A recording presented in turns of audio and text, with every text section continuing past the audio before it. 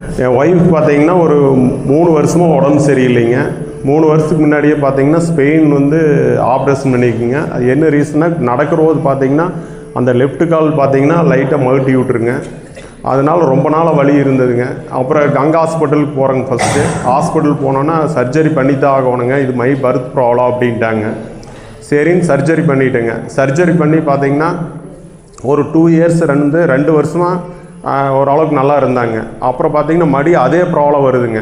அதே ப்ராப்ளம் வர்றபோது என்னாச்சுங்க, லைட்டாக கால் வலி வருதுங்க, மறுபடியும் நடக்க முடியாமல் போகுதுங்க.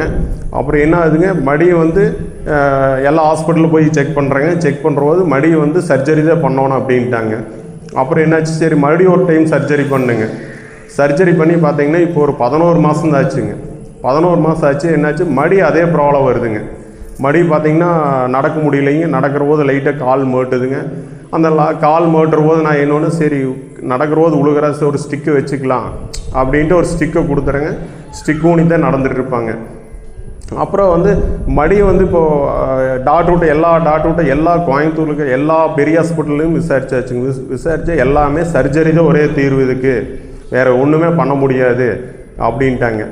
அப்புறம் நான் 10 நாளாக வந்து வலி ஓவராக இருக்குது, ஏதோ ஒரு பக்கம் போகணும் அப்படின்னு சொல்லிகிட்டே இருக்கிறாப்பிள்ளைங்க ஹாஸ்பிட்டலு. நானும் சரி ஆப்ரேஷன் இல்லாமல் வேறு வழியில் ஏதோ கிடைக்குமா அப்படின்னு பார்த்துட்டு இருக்கிற போது நான் வந்து சிஆர்ஐ பம்ப்ஸில் ஒர்க் பண்ணிகிட்டு இருக்கிறேங்க. அப்போ ஒர்க் பண்ணுற போது ஒரு நண்பர் சொல்கிறாரு, இது மாதிரி வந்து நான் இங்கே நாகசக்தி அம்மன் கோயிலுக்கு போகிறேன், என் ஃபேமிலி ஒய்ஃபுக்கு எனக்கு பிரச்சனை, கொஞ்சம் டைம் சரியில்லை, அங்கே அம்மாவிட்ட போயிட்டு வர்றேன், கொஞ்சம் பரவாயில்ல அப்படின்னு சொன்னார். சரிண்ணா, இந்த மாதிரி ஸ்பெயின் பிரச்சனைக்கு எல்லாம் பார்ப்பாங்களா அப்படின்னு சொன்னேன். எல்லாமே பார்ப்பாங்க, நீங்கள் போயிட்டு வா அப்படிங்கிறாங்க.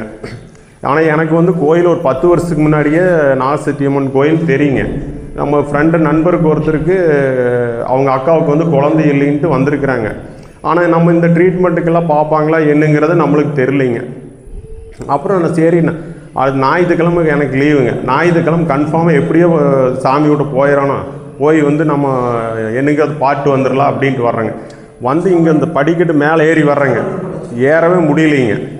அப்படியே மெதுவாக ஏறி வந்து சாமி கும்பிட்டு சரி இங்கேயே உட்காந்துக்கலான்னு பார்த்தாங்க. உட்காந்துட்டு போய் மடி ஏற முடியாது அப்படின்னு, இல்லைங்க கீழே அங்கே போய் வெயிட் பண்ணிக்கோங்க அப்படின்னாங்க. அங்கே போய் உட்காந்துட்டாங்க. சாமிஜி வர்றாருங்க. வந்தோடனே சரி எல்லாம் மேலே பூஜைக்கு வாங்க அப்படிங்கிறாங்க. அப்போ அந்த பூஜைக்கு மடி மேலே நடக்க முடியலைங்க.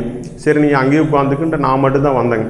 அப்புறம் மடி சாமிஜி வந்து கேட்குறாருங்க, ஏமா மேலே பூஜைக்கு வரலையா அப்படின்னு. இல்லைங்க சாமி, என்னால் மேலே நடந்து வர முடியலைங்க சாமி அப்படிங்கிறாரு. அப்போ சொல்கிறாரு சாமிஜி, எல்லாம் நான் ரெடி பண்ணி தர்ற, கவலைப்படாமல் இருமா அப்படின்னு தலையில் கை வச்சு சொல்கிறாருங்க. அப்புறம் அதுக்கப்புறம் ஒரு 2 பேர் இருக்கிறாங்க. 2 பேர் பார்த்த கிடச்சி